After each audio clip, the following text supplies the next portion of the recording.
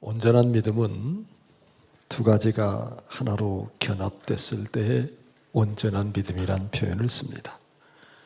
하나는 예수 그리스도를 내가 어떤 분으로 믿느냐 하는 것입니다. 예수 그리스도가 내게 어떤 분이신지 이것을 해결하고 이것을 정립해 나가고 이것을 새롭게 하는 것이 믿음의 출발입니다.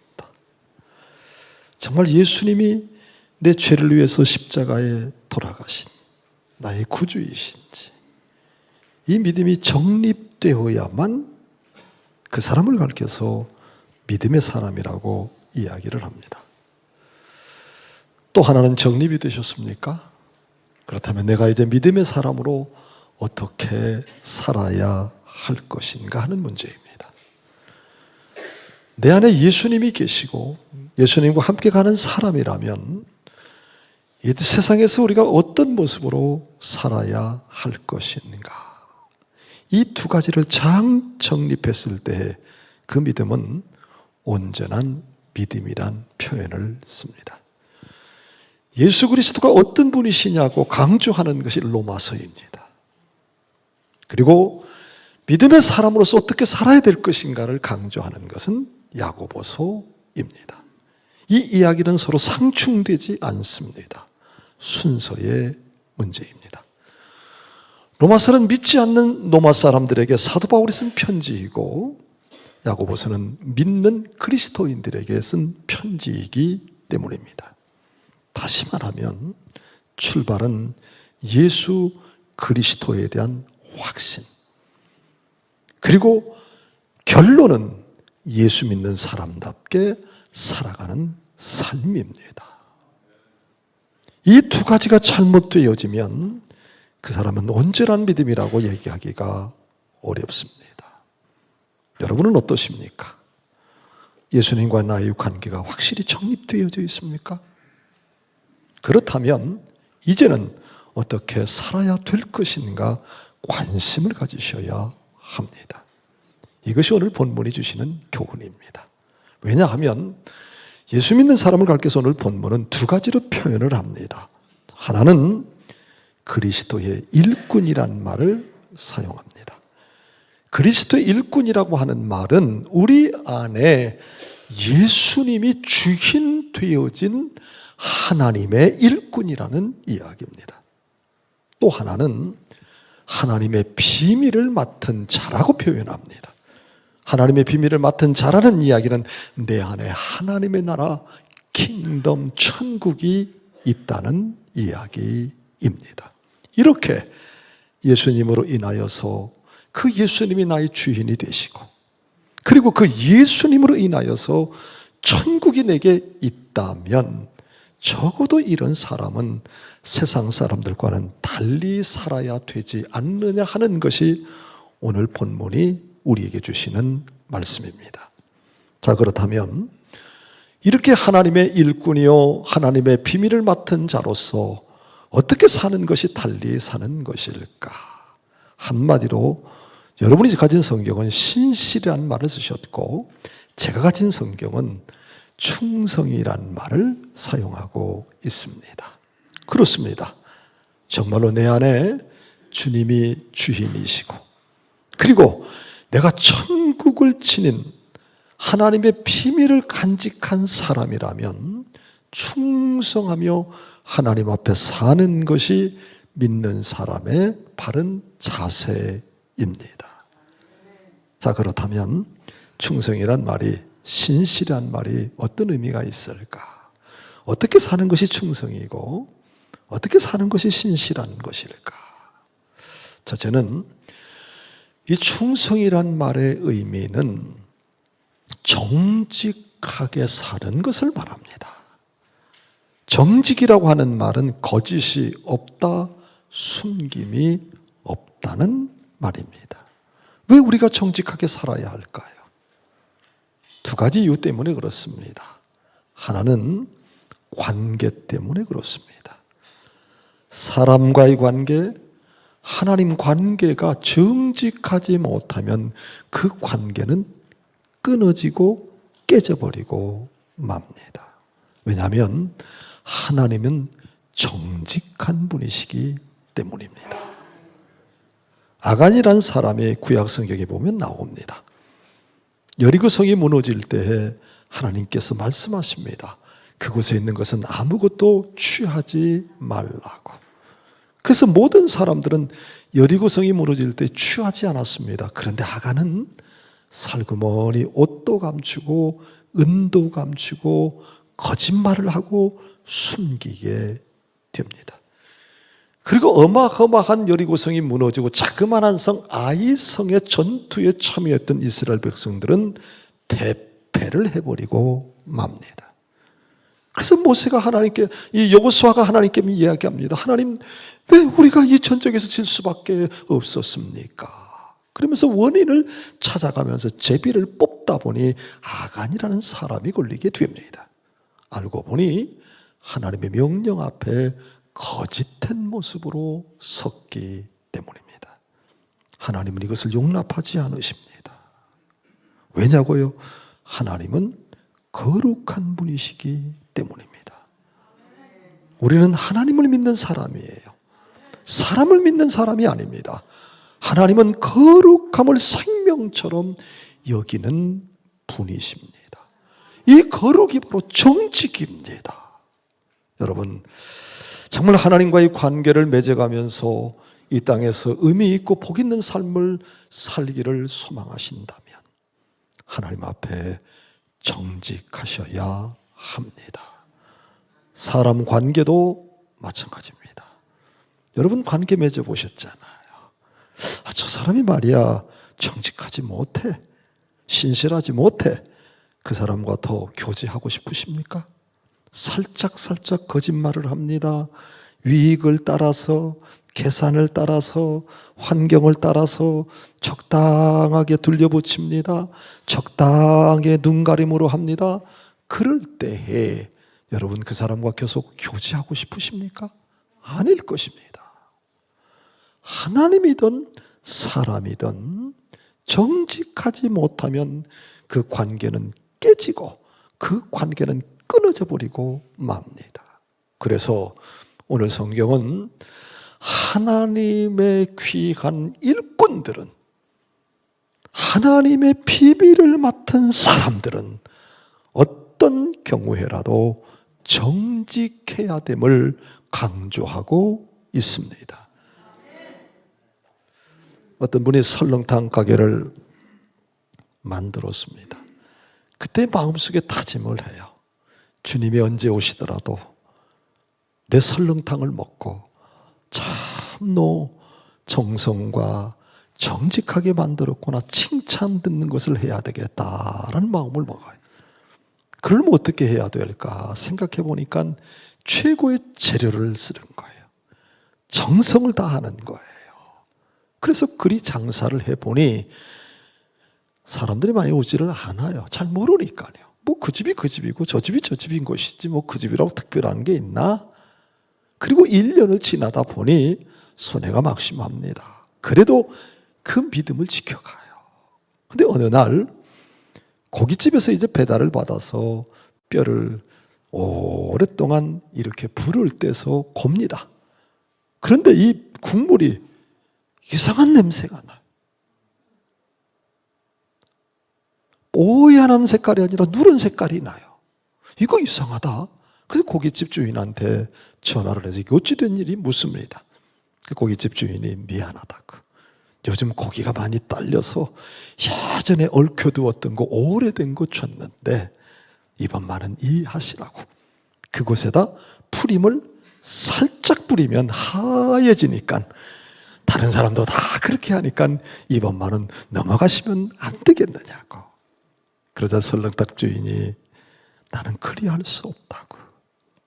왜냐하면 나는 정직한 것이 내 식당의 모토이기 때문에 나는 오늘 장사를 하지 않을 테니 다음에는 꼭 그런 제품을 내게 주지 않기를 바란다고. 그리고 정말 오랫동안 고았던 그 국물을 다 쏟아버리는 거예요. 그리고 난 다음 문을 딱 닫고 문 앞에다 뭐라고 써놓는고 하면 재료가 좋지 않아서 문을 닫습니다. 이렇게 써붙인 거예요. 점심때가 됩니다. 사람들이 와서 그 식당에 들어오려 하니 문이 닫혀 있어요. 이 집에 문이 닫혀 있지? 그런데 거기에 뭐라고 써 있느냐? 재료가 좋지 않아 문을 닫습니다. 그 문귀를 보는 사람들 마음속에 어떤 마음이 들었을까요? 야, 이 식당 그래도 정직하구나. 이 식당 그래도 괜찮네. 이 식당 그래도 주인 양심이 있네. 이런 마음이 들면서 점점 그 식당의 정직성이 소문이 나기 시작합니다. 그래서 수많은 사람들이 그 식당을 이용하는 놀라운 역사가 일어나게 됩니다. 여러분, 잠시의 유익, 잠시의 계산, 잠시의 편안함 때문에 정직을 망가뜨리지 않기를 바랍니다.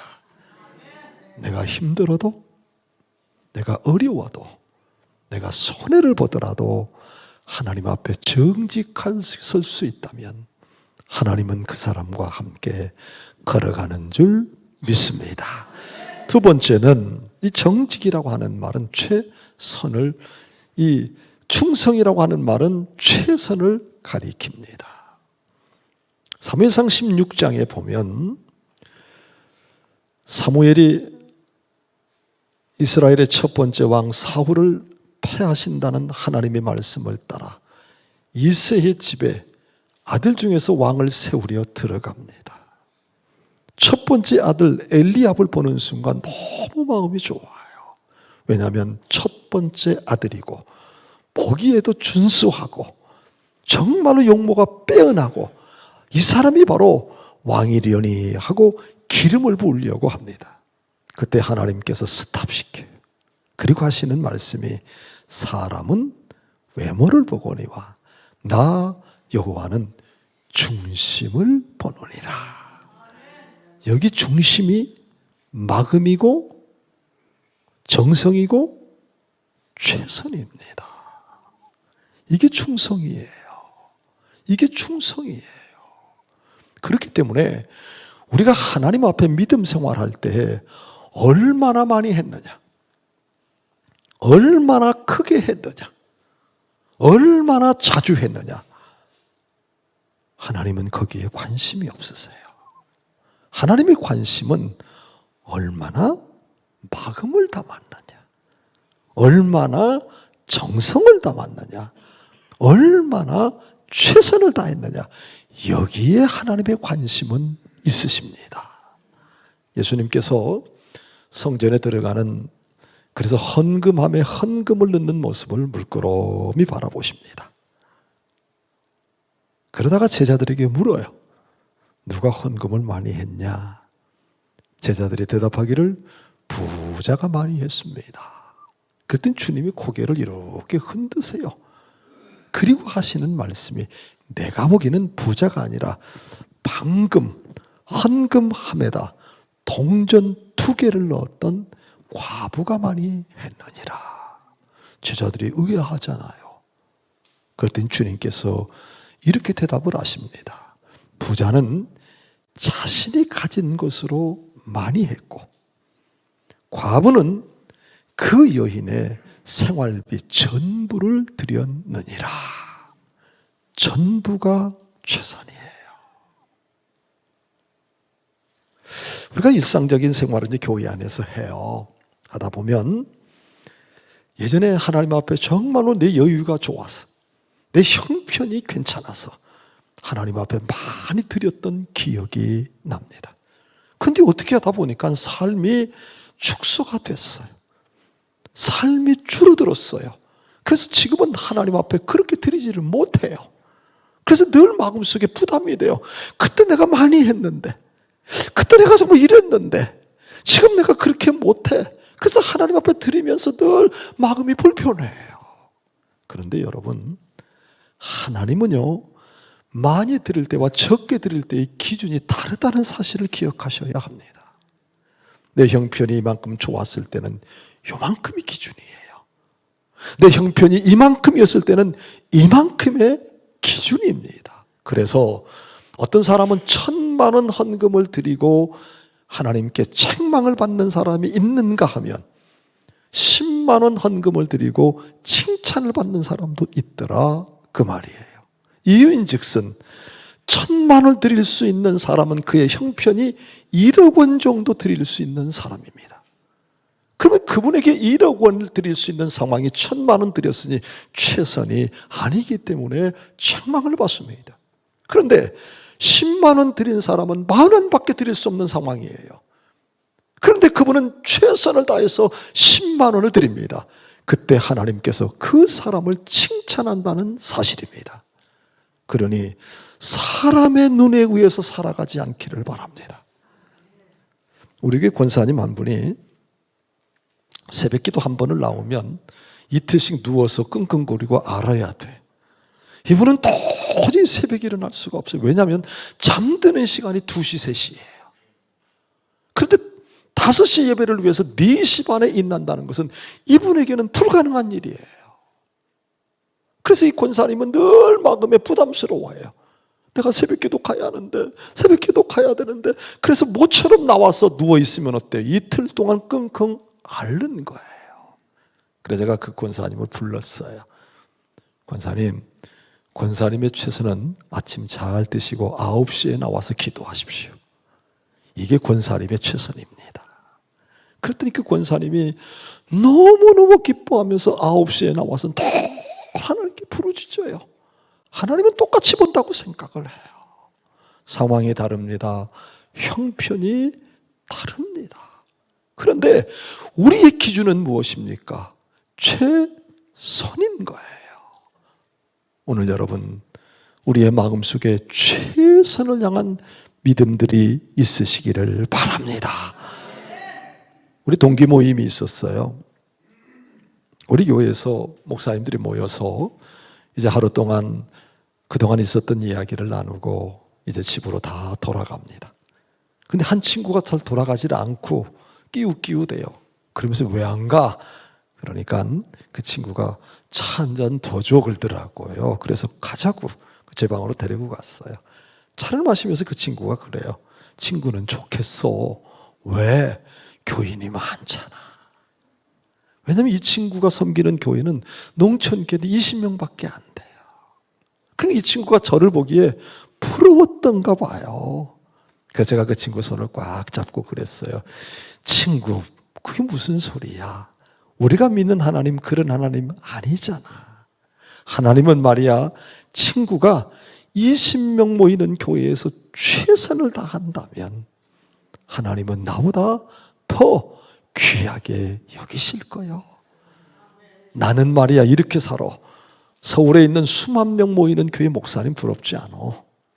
왜냐하면 내게 맡겨진 양을 최선을 다해서 내가 목양한다면 하나님은 수만 명 모이는 교회 목사님과 나를 똑같이 취급해 줄 것을 나는 믿으니까. 그랬더니 그 친구가 정말 그렇지? 그렇고 말고 그래도 어깨를 딱 펴고 잘 있어 하고 가더라고요.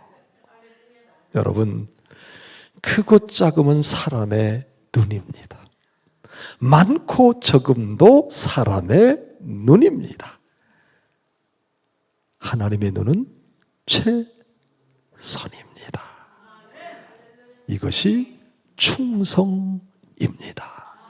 그러니 사랑하는 여러분, 내 삶의 자리에서, 내 환경에서, 내 믿음의 분량대로 최선을 다하는 우리 모두가 되시기를 바랍니다. 마지막으로 충성이라고 하는 것은 그것은 초심을 지키는 것입니다. 변하지 않는 것이 충성입니다. 성경에 보면 2종류의 사람이 나옵니다. 하나는 하나님께 쓰임을 받았다가 버림을 받은 사람이 나옵니다. 대표적으로 들자면 사울왕, 가룟유다, 대마, 이런 사람들은 하나님께 다 쓰임받았던 사람들이에요. 그러나 다 버림을 당해서 비참한 인생을 살아가게 됩니다. 그런데 또 한 부류는 하나님께 쓰임을 받고 마지막까지 쓰이는 사람들이에요. 예를 들자면 노아, 아브라함, 모세, 다윗, 베드로, 이 사람들은 마지막까지 하나님께 복되게 쓰임받은 사람들이에요. 그렇다면 그 차이가 어디에 있다고 생각하십니까? 능력의 차이입니까? 아니에요. 죄를 짓지 않은 차이입니까? 아니에요. 차이가 무엇인고 하면 능력도 아니고 선함도 아니에요. 차이가 있다면 하나, 변했다라는 사실입니다. 여러분, 변하면 하나님이 사용하지를 않습니다. 초심을 지키는 것, 처음 마음 지키는 것, 이것이 충성이고 이것이 하나님이 사용하시는 아름다운 자세인 줄 믿습니다. 그런데 그게 쉽지가 않아요. 초심을 지킨다는 게 쉽지가 않아요. 우리 여기 장로님도 계시고 안수 집사님도 계시고 집사님들도 계세요. 처음 여러분 직분을 받으셨을 때 여러분의 마음이 어떤 마음이셨나요? 내가 참 잘해보리라. 내게 직분을 주셨으니 내가 이 사명을 정말 지켜보리라. 그런 마음들이셨잖아요. 근데 지금 그 마음 있으세요? 왜 이렇게 변한 거예요? 여러분, 처음 예수 그리스도를 구주로 믿으셨을 때 눈물 콧물 흘리면서 어떤 고백을 하셨습니까? 그 감격과 그 감동과 그 기쁨이 여러분 마음속에 지금 살아계신가요? 싹 없어졌잖아요. 그 초심을 지킨다는 게 쉽지가 않아요. 그럼에도 불구하고 충성은 초심, 변하지 않는 것이에요. 제가 목회를 88년도에 시작했습니다. 88년도 3월 달에 결혼을 하고 3월 5일 결혼 토요일 날 하고 3월 6일 날 부임을 했습니다. 토요일 날 결혼하고 주일 날 부임했어요. 제가 간 교회는 1층, 2층, 3층, 4층 상가가 있는 4층에 있는 상가교회예요. 교인 수가 몇 명이냐? 15명이에요. 거기서 처음 목회를 시작했어요. 몇 개월 지나니까요, 그렇게 교인이 그리워요. 15명밖에 없나? 더 좀 오면 안 되나? 이런 마음이 간절해요. 그래서 하나님 앞에 눈물을 흘리면서 하나님, 교인 좀 보내주세요. 교인 좀 보내주세요. 너무 그리워가지고요. 그렇게 한 6개월쯤 기도를 하니까요, 한 사람이 왔어요. 그 기쁨은요, 이루 말할 수 없어요. 그래서 그 사람만 보고 계속 설교하는 거예요. 끝난 다음에 빨리 내려가서 손을 잡고 정말 고맙다고, 어디서 왔느냐고, 다음 주에도 다시 한번 오라고 그랬더니 그분이 오신대요. 너무 기쁘죠? 근데 그분의 조건이 하나가 있어요. 1,000원 주면 오신대요. 왜냐, 그분은 거지셨어요. 거지가 주일날 와도 그렇게 기쁘더라고요. 그렇게 좋더라고요. 1,000원 줬더니 그 다음 주 또 왔어요. 1,000원 줬더니 또 왔어요. 그래서 제가 물었어요. 또 없냐고. 당신 같은 사람 또 없냐고. 많다는 거예요. 데리고 오라고. 그 다음 주에 5명을 데리고 온 거예요. 얼마나 기쁜지요. 그래서 매주 1,000원씩을 주는 거예요. 그리고 세월이 흘러서 제가 문창교회에 왔잖아요. 3부 예배를 드리고 밑으로 내려오는데 사무실에서 약간 좀 소란이 있어 앞에서요. 그리고 인도하셨던 부목사님께 여쭤봤어요. 무슨 일이 있느냐고. 그러니까 거지가 와서 동냥을 하는데 사무실에서 주일날은 오지 말라고, 이분은 내게 주일이 어디가 있느냐고, 그래서 달라고 그러고 안 준다고 그러고 옥신각신하는 거예요. 그 모습을 보고 제가 뭐라고 한 줄 아세요? 내 보내 그랬어요.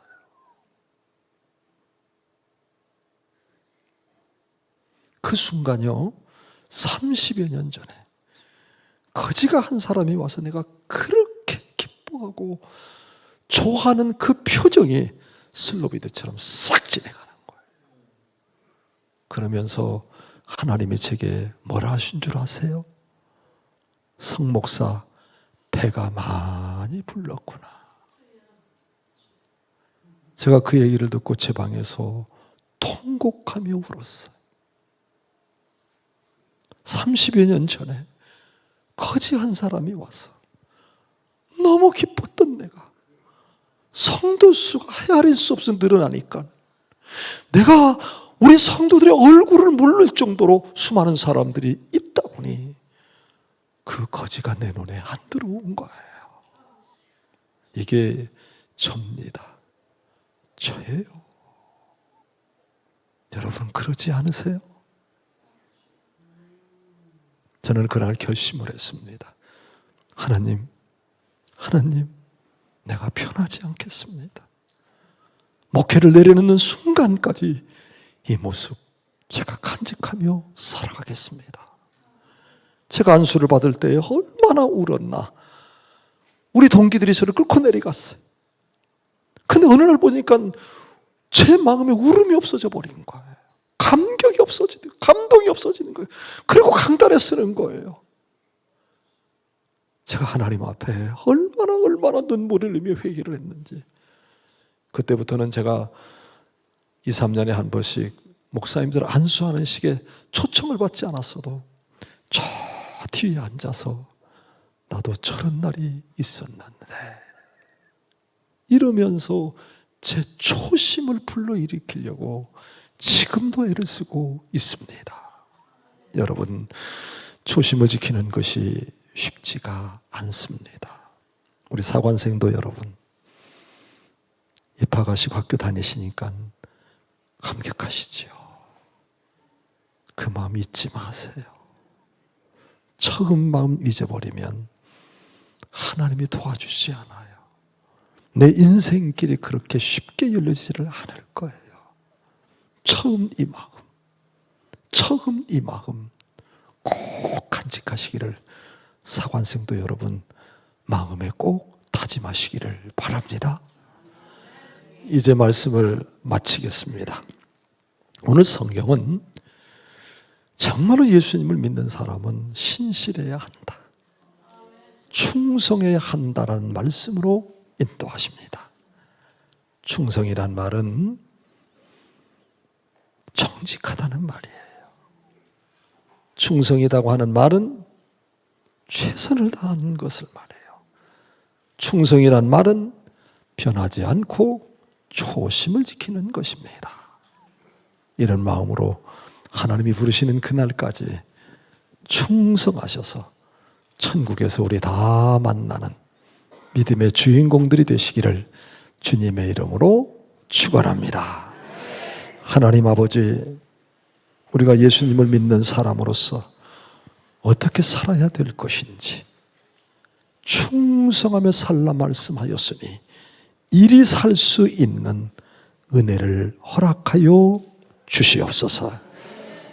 예수 그리스도 이름으로 기도드립니다. 아멘.